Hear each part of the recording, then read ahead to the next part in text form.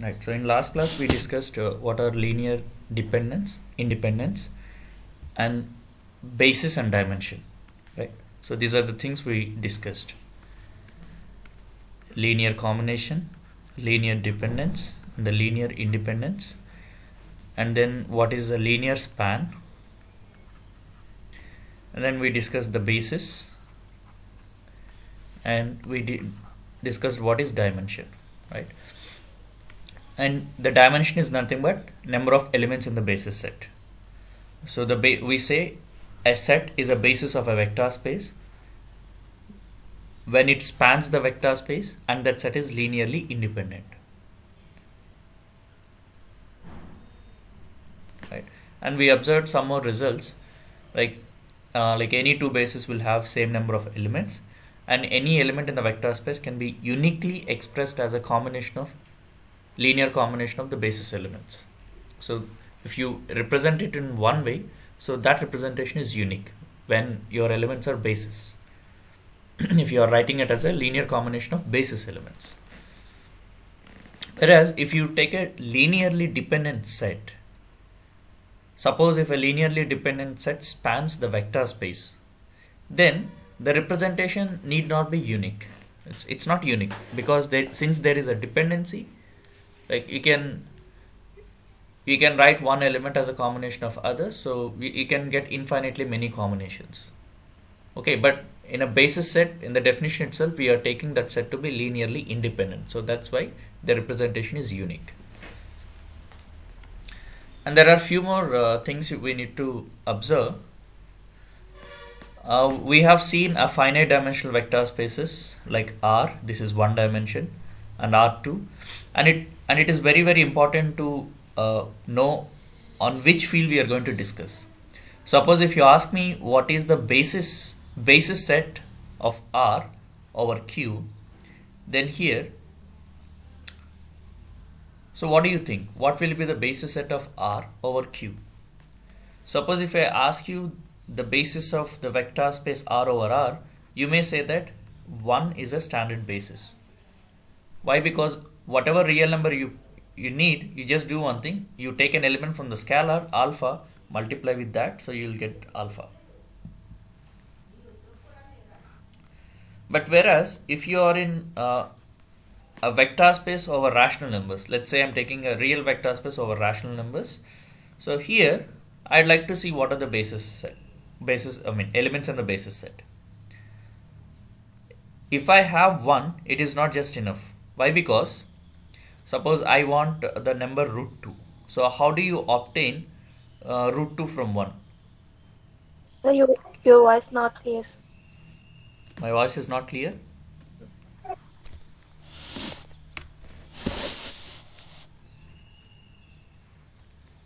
Just voice break out, sir.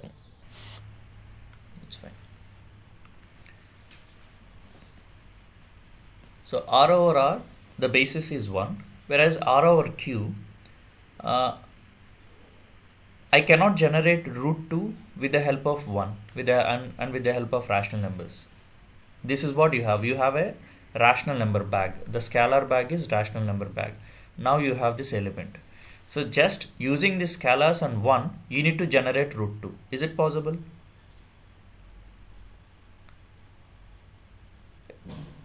It is not possible, right? Why? Because if you want root 2, that can be obtained root 2 times 1, that is root 2. But root 2 is not available here.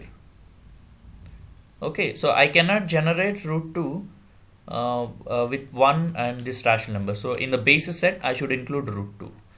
Okay, so we are done with root 2. So now can I say that the basis set of this only contains 1 and root 2? No, this time I want root 3. So can you get root 3 using this? Like 1 and root 2?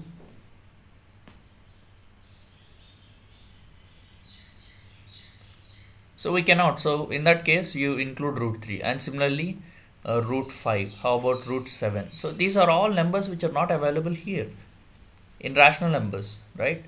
So now in the basis set, I have to add all these irrational numbers. Okay, now if you look at the basis set, you have uncountably many elements in the basis set. So when you talk about the dimension of R over Q, here I say this is going to be infinite dimensional. Okay, whereas R over R, its dimension is 1. Dimension of R over R, it is 1. So it is very important to look at the field, on which field you are working. But mostly we will work over the real vector field, so that's why you may not notice this. R over Q, the dimension is infinite. Okay, and similarly we discussed earlier, like if you look at C over R, here its dimension is 2. Its dimension is 2. Whereas if you look at C over C, its dimension is 1.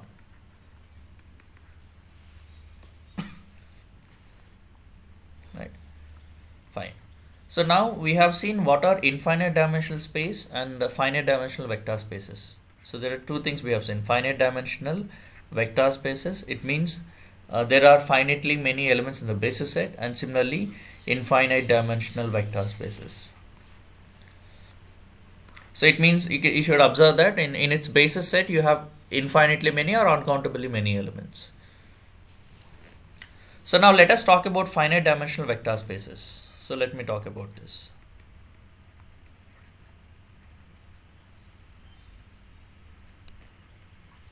Finite dimensional vector space.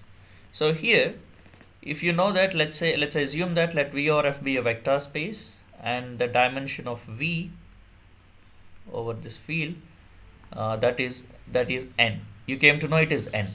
Okay, so then you can write these statements. So if you know that B equal to V1, V2 and so on Vn, let me do one thing, let me write, and B is this. So if B spans V, then B is linearly independent. It means if you take a n-dimensional vector space, if you find a set which contains n elements and it spans V, then definitely that must be a basis element. It means definitely that must be linearly independent. Suppose if it is not linearly independent, it means there is one guy who depends on others. So you eliminate that guy. Once you eliminate it, you'll have n minus 1 elements. It means you are finding a set which generate a vector space with n minus 1 elements. It means the dimension is going to be less than n minus 1 because you're having a set which contains n minus 1 elements and it generates. So definitely dimension will be less than n minus 1, less than or equal to n minus 1. So but it is not true. Why? Because we know the dimension is n already. So if you find a set with n elements, it spans, then it should be linearly independent. And similarly the other way you can write, if B is linearly independent, then B spans V. Okay.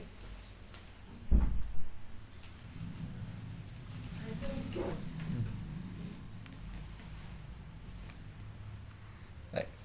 So now using this, you can clearly conclude,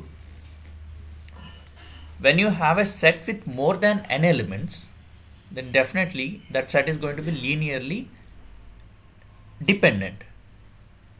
You may ask, what happens if it is linearly independent? So if you find a linearly independent set, it means the dimension is going to be more than n. Okay. So let me write one more statement. You can take it as a theorem.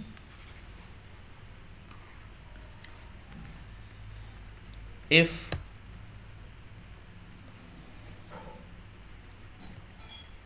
dimension of V over F is n, then, or let me write it like this, and B is equal to V1, V2 and so on Vm.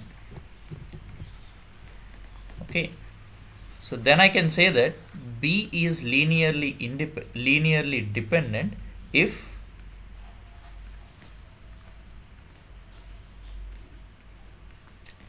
M is greater than N. It means you take any set which contains more than n elements in an n-dimensional vector space, then definitely that must be linearly dependent. You can write the same statement in a different way. Any subset of V in a n-dimensional vector space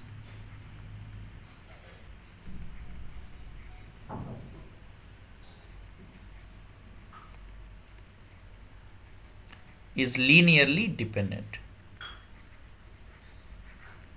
Sorry, any subset of V which contains more than n elements,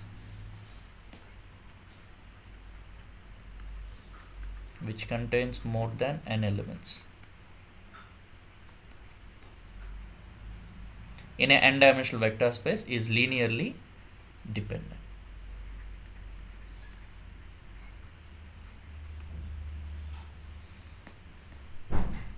Okay, so these two statements are same.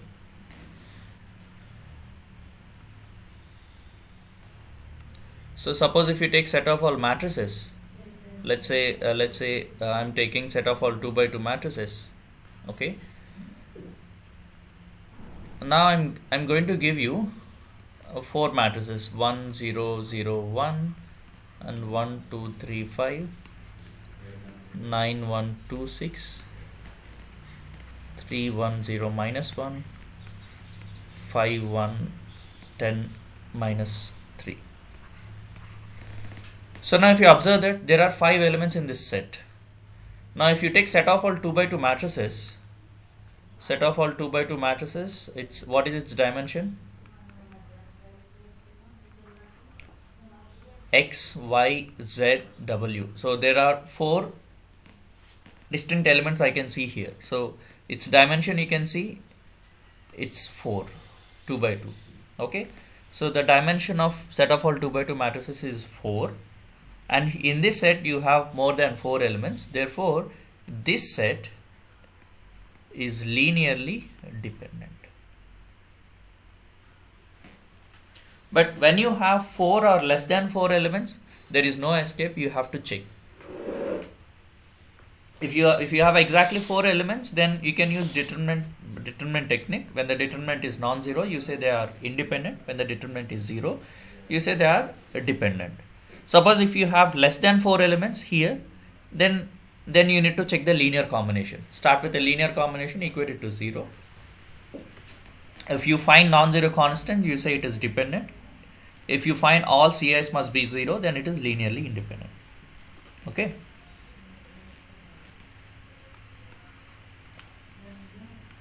So now I'd like to see what is the dimension of set of all symmetric matrices. Let's say I'm taking a set S that equal to set of all symmetric matrices, all matrices of size n by n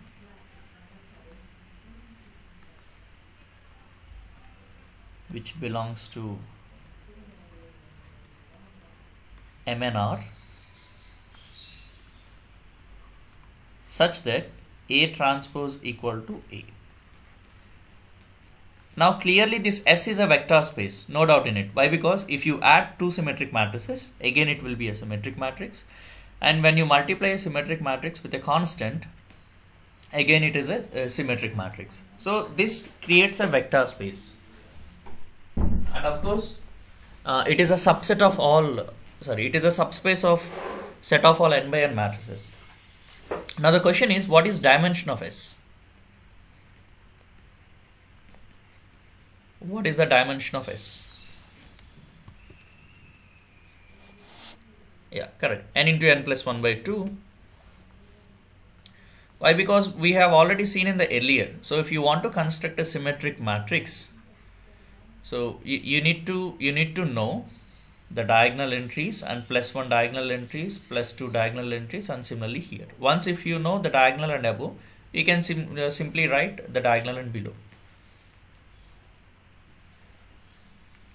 So in other words, if you ask me what is a basis set for a symmetric matrix, I'd like to write basis set for a 2 by 2 symmetric matrix first, and later you can think about 3 by 3.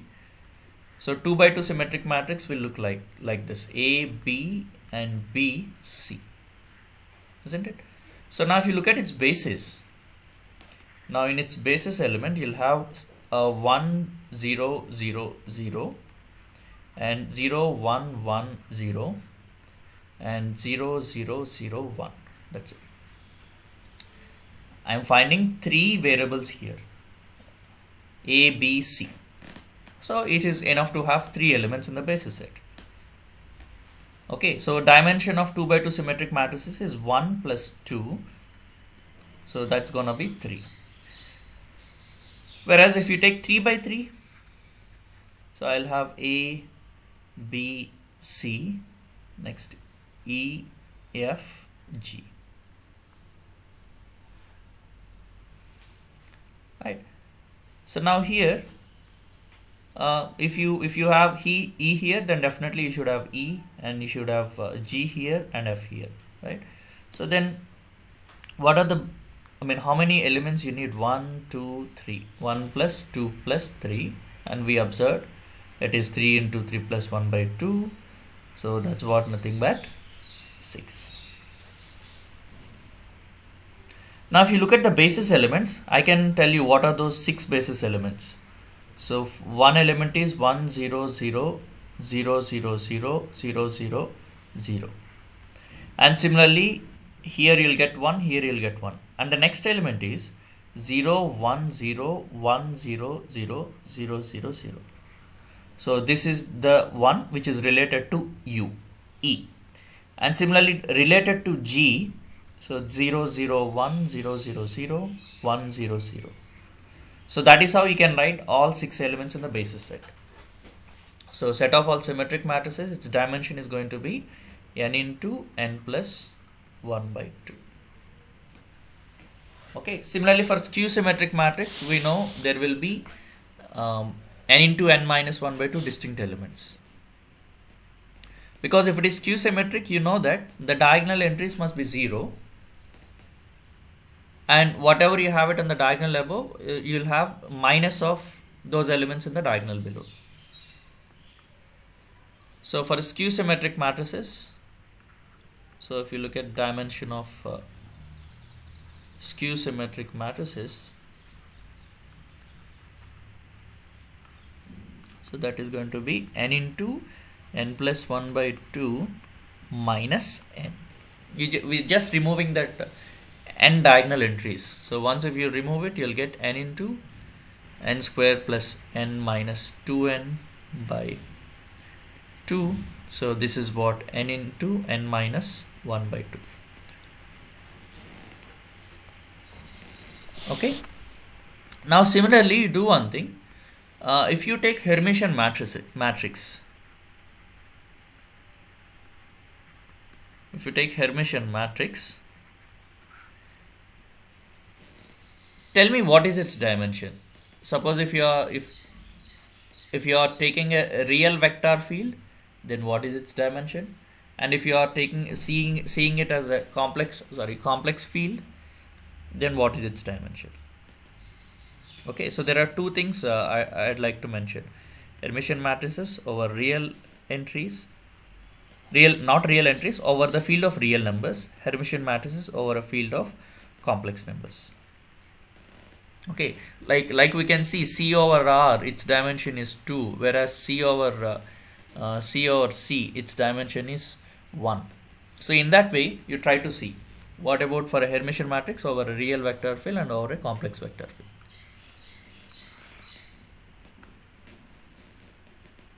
Okay.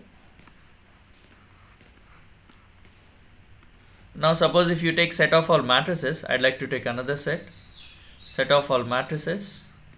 Let me take a square matrix itself, such that the trace of A equal to 0. And you can see that this is a subspace. To check whether the given set is a subspace or a vector space, you can simply do one thing. First you check for a 0 element, whether 0 element present in W or not. Next, you look for if A and B are elements of W, then A plus B, is it an element of W or not? Next, alpha into A, is it an element of W or not? So that we have to check for every A, B from W, whereas alpha from the field. The field here is real numbers. Now you can see that the trace of a zero matrix is 0, so therefore zero matrix is present here. And if you know trace of A is 0, trace of B is 0, trace of A plus B is also 0. So A plus B is present here.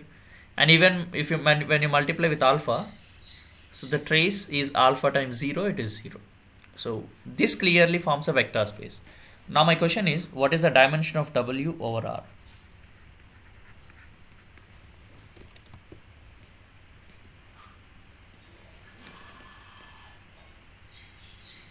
What is the dimension of W?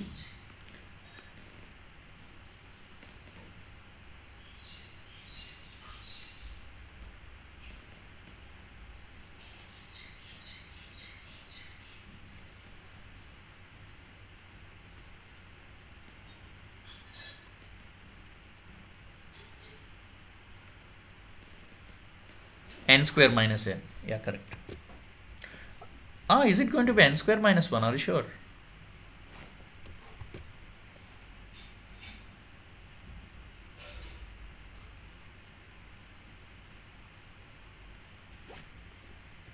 Why are you removing n elements from? See here, the dimension of n by n matrices is n square. But here you have a condition that is trace of A equal to 0. Trace of A equal to 0, it means the summation Aii equal to 0. It means summation, A11 plus A22 plus A33 plus and so on, Ann equal to 0.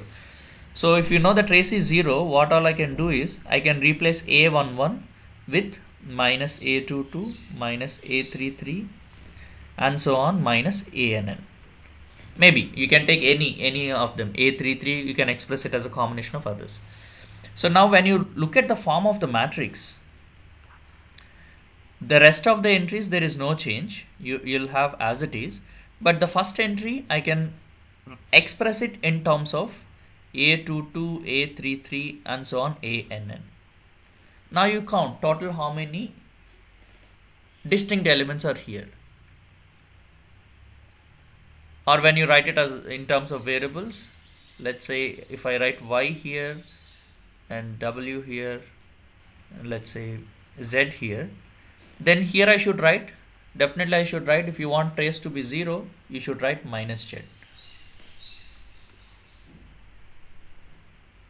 Okay, so if you take the other definition, you gave a formula, right? N square minus n. So 2 square minus 2, it gives me 2. But here there are actually 3 elements. Okay, so whereas in a 3 by 3 matrix, if the trace is 0, let me write y, a, b, c, d, e, f, g, h. Okay, so here the first element, it must be minus d minus h. That's it.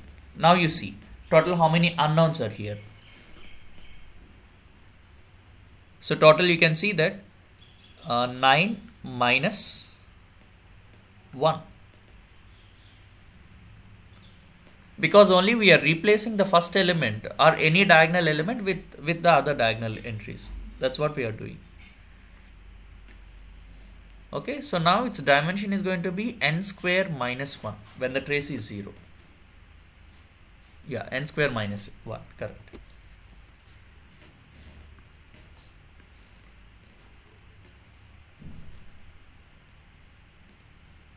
Okay, now I'd like to take another vector space W.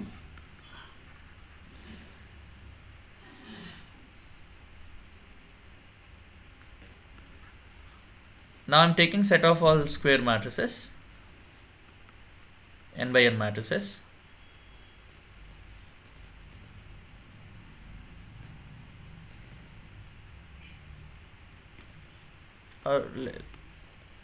Let me take 3 by 3 matrices, M3 over R, such that A multiplied with A multiplied with 1 1 1, that equal to 0 0 0. First of all, is this a vector space? Can W be a vector space? First, I look for 0 matrix. Is it present or not? Yes, 0 times this 1 1 1 will give me 0. So 0 is an element of W. There is no doubt. Now, if you know A times X is 0 and B times X is 0, then definitely A plus B times X is 0. So therefore, A plus B is an element here. And similarly, you can clearly check alpha into A times X. You can write it as alpha times A times X. So that is going to be 0. So it is a subspace of 3 by 3 matrices, or you can simply say it is a vector space. Now my question is, what is its dimension? Dimension of W.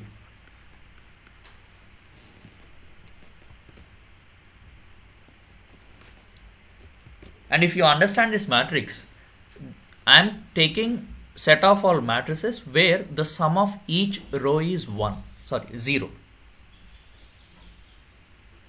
A multiplied with 1 1 1 is nothing but, what is the first element here? The first row multiplied with this 1 1 1. So this is, let me say this is A, B, C, then A plus B plus C. The sum of the first row is 0. Similarly, the sum of the second row is 0. The sum of the third row is 0. That's how I can see. So I'm taking all matrices where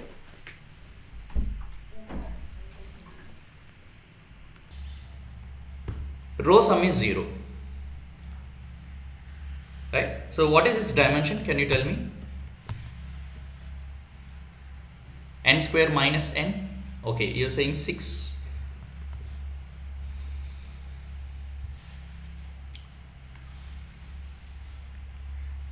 See, since the row sum is 0, let's say the first row is A, B, C. So you know that A plus B plus C equal to 0. It means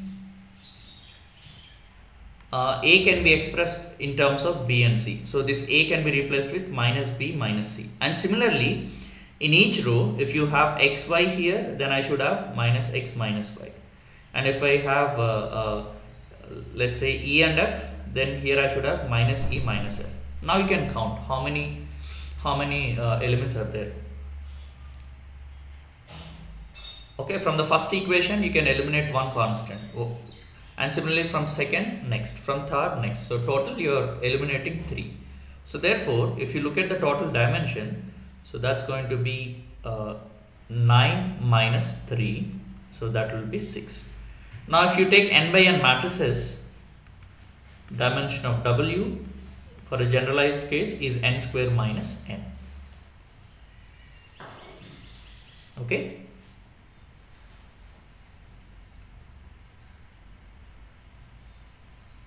Suppose if you do not fix this vector, that's 1 1 1, let's say if you write it as Ax equal to 0, it will say W equal to set of all matrices, square matrices.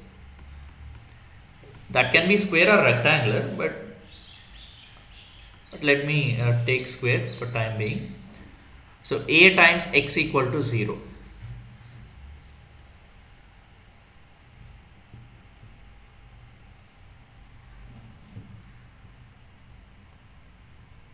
Now x is not a fixed constant. It can be any real number.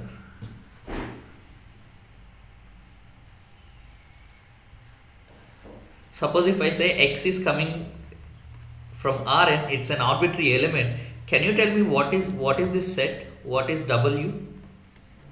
It means you're collecting all matrices where A times x is 0, where x can be any vector from Rn. Then what must be W?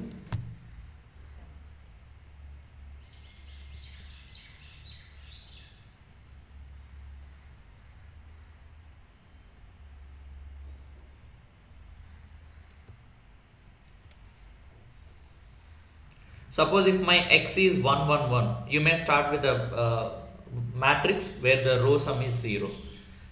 Suppose if if it is 1, 2, 3, then if it is minus 1, 5, 6, I am allowed to take any vector from Rn. So A multiplied with any other vector should give me 0. No, it's not all square matrices. Be careful.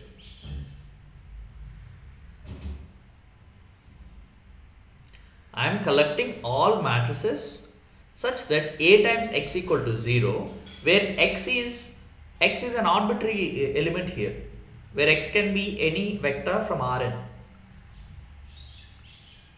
If you observe that 0 matrix is only the one which satisfies this property.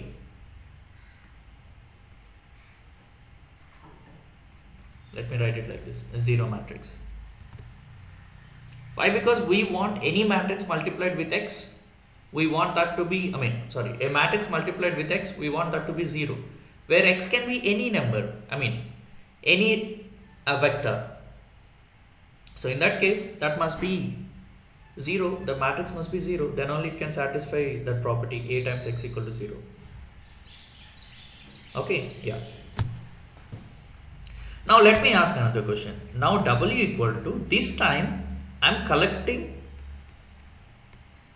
this column vectors in Rn such that A times x equal to 0. Now this is different.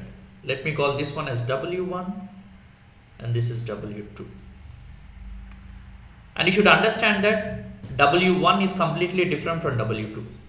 If you look at it, W1 is a subset of M and R.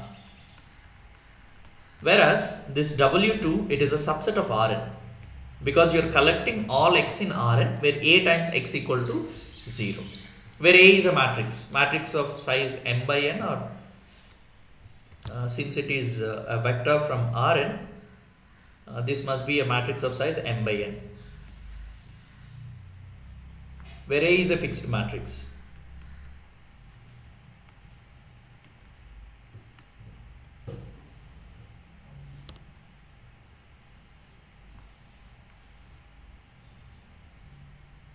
Okay, now I may ask for the dimension of W2. Now you are collecting all vectors x such that A times x equal to 0. And this space has a name. You can check that it is a vector space. Why? Because 0 vector satisfies this property.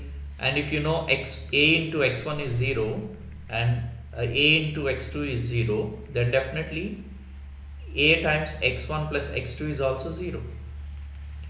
Therefore, x1 plus x2 is an element of W2. And similarly, A times alpha x, that is alpha A times x. So this gives me 0. So clearly W2 is a vector space. Now if you ask me what is its dimension, then you should tell me one thing. What is this matrix? If you give me matrix, then I can tell you what is its dimension. Okay, so it all depends on A.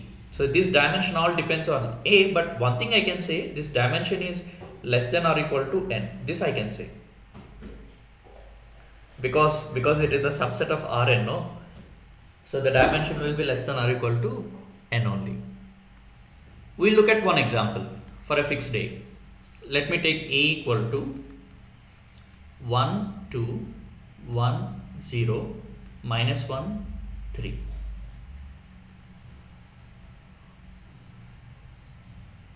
Okay. Now if this is A, and definitely I am going to take all x which belongs to, what should I take? R2 or R3? I want to make this multiplication. A times x equal to 0.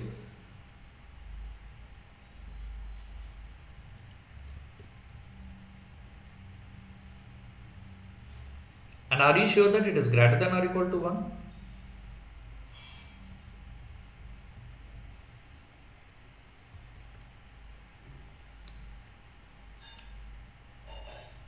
It can be 0 also. But all I can see is it's less than or equal to n, that's it. Fine, so it must be an element of R3 because it is a 2 by 3 matrix, no?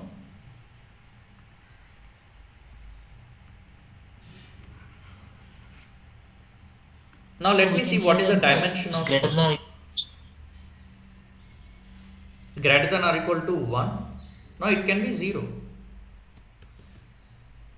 no sir, in the above example Mm. already 0 satisfies us. For W2 0 is already satisfied, so that's why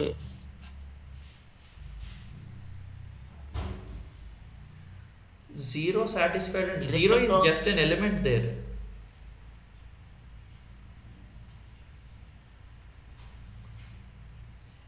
okay sir. నేను అక్కడ 0 ఉంది అంటే 0 vector అక్కడ ఆ సెట్లో ఉంది అని చెప్తున్నా. Okay sir. Okay, let me see what is the dimension of W2 when A is this.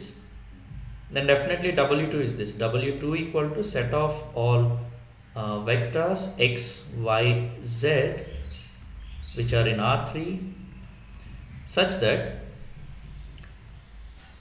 A times x, right, just x, so A times x equal to 0. Now let me look for it. What is this space? So first let me take 1 1 minus 1 2 0 3 multiplied with this x y z, and we want this to be equal to 0 0 0. So you solve this system. When you solve it, x plus y plus z equal to 0, and the another one gives me 2x plus 3z equal to 0.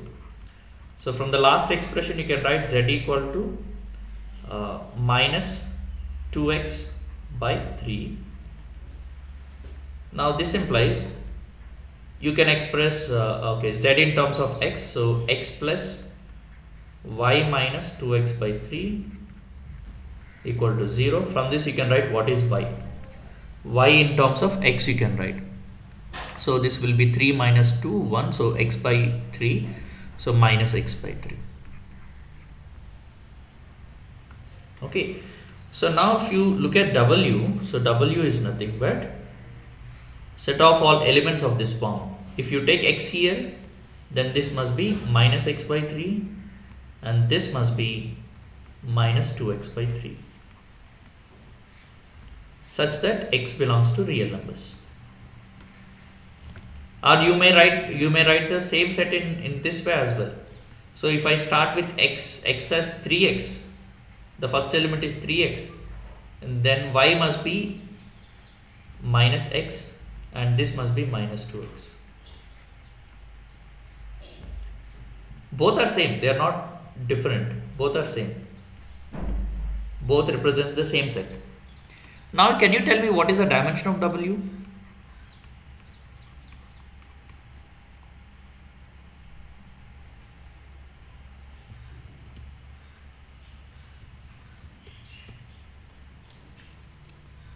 What is the dimension of W?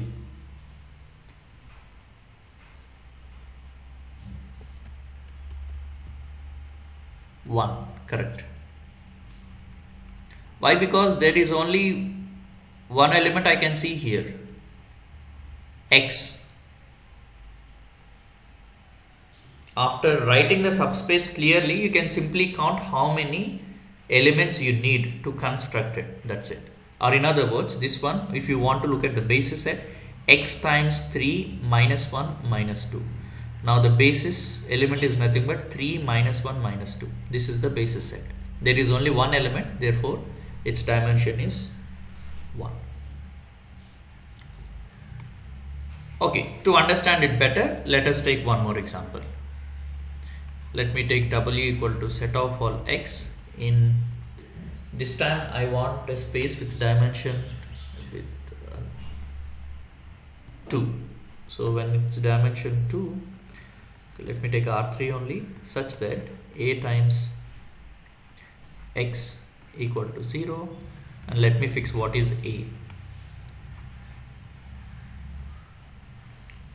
1 1 2 2 3 3.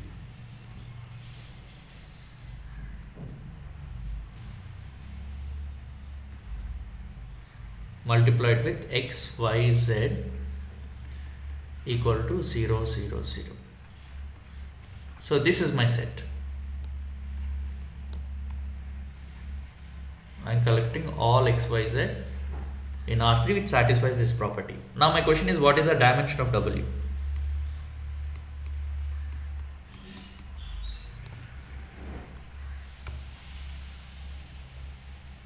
You do one thing, you just solve it. When you solve it, you'll get x plus 2y plus 3z equal to 0. Both will give you the same equations. So from this I can write x equal to minus 2y minus 3z. Therefore, if you look at W, so W can be expressed this way.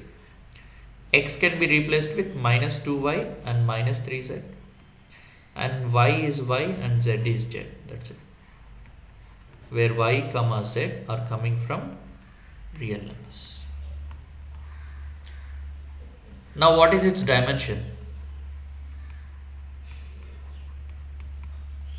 Dimension of W? Yeah, it's going to be 2. Why? Because you can see there are two unknowns. Two arbitrary elements, y and z. And if you want to see the basis set, let me write the basis set for that. Now the basis set is y times minus 2, 1, 0, comma, and minus 3, 0, 1. So this is the basis set.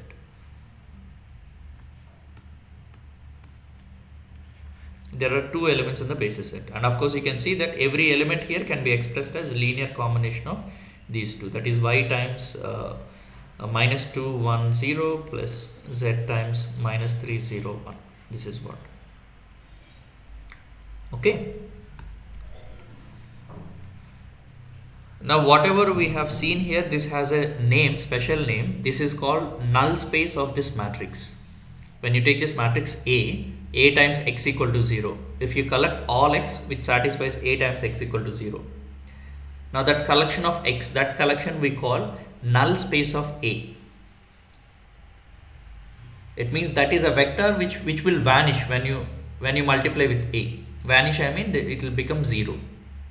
So that's why it called null space of A.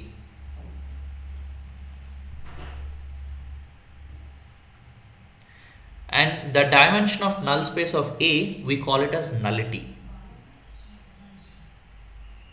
Okay, so we need to discuss rank nullity theorem, that I'll discuss. So from here, let me move to the row space and column space of a matrix. Now I hope you got a clear idea about vector spaces, the basis and dimension. Right? Now let us discuss about some spaces, very important spaces related to the matrices. Those are what we call a row space and the column space of a matrix. It is simple, it is there in the name itself. Row space of a matrix, it means the space generated by rows of that matrix. That is what we call the row space. And the space generated by columns of the matrix is called the column space. And there is another space called null space. Null space is set of all vectors where A times x equal to 0. You are collecting all such x such that Ax equal to 0. That's what we call null space. Okay.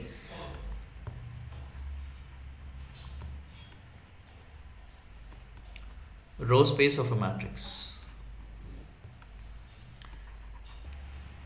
So the first row will contain A11, A12, A13 and so on, A1n.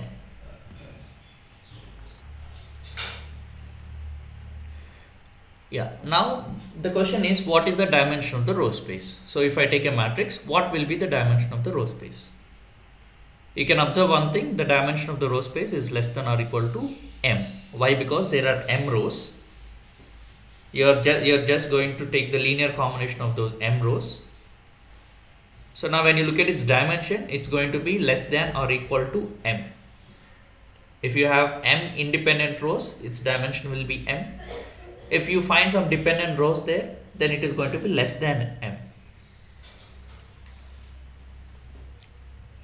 Let me do one thing. Let me take an example. Let's say a equal to 1 2 0 0 1 1. So this is what a. Now my question is 5 1 minus 1 an element of row space of A?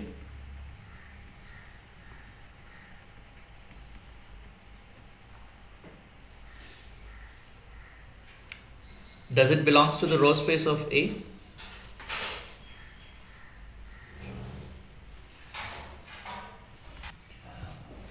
You can easily check it with the determinant technique. Why? Because 1 2 0 0 1 1, but determinant technique may mislead us here,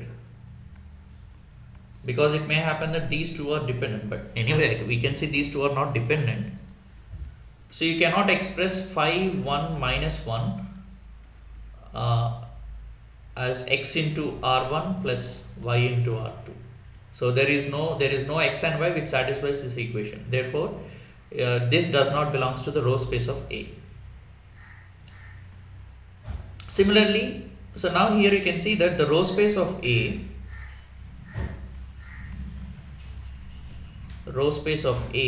is a subset of R3. So when you have a 2 by 3 matrix, don't get confused. When you have a 2 by 3 matrix, the row space of A is a subset of R3. Okay. Similarly, you can define column space.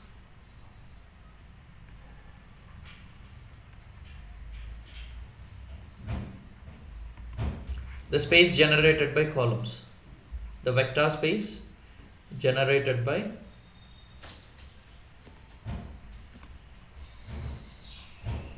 columns of a matrix.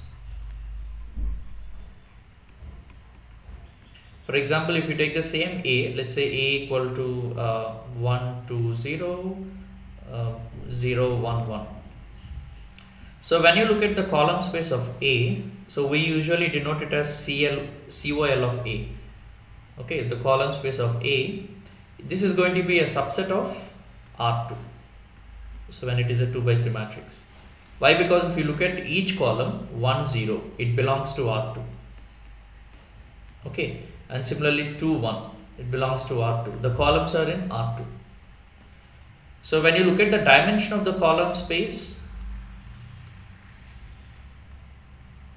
of A, you can see that it is less than or equal to 2, whereas the dimension of the row space of A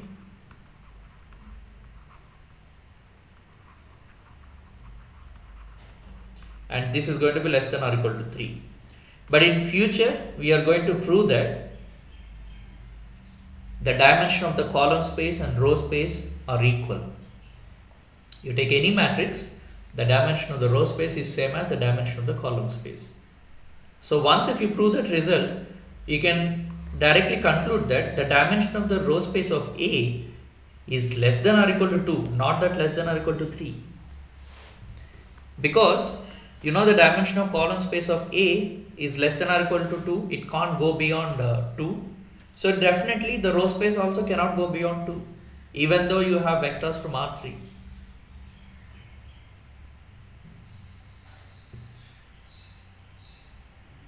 You can easily check.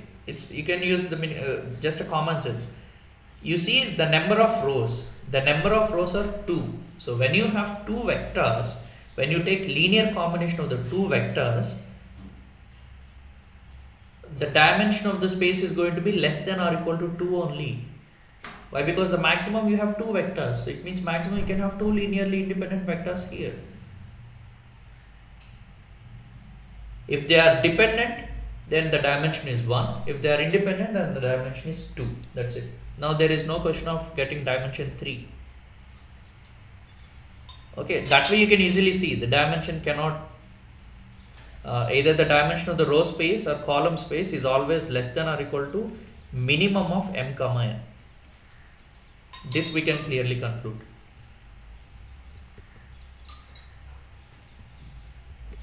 Okay. So I'll discuss more about this row space and column space tomorrow. Row space, column space and null space. So I'll stop it here for today.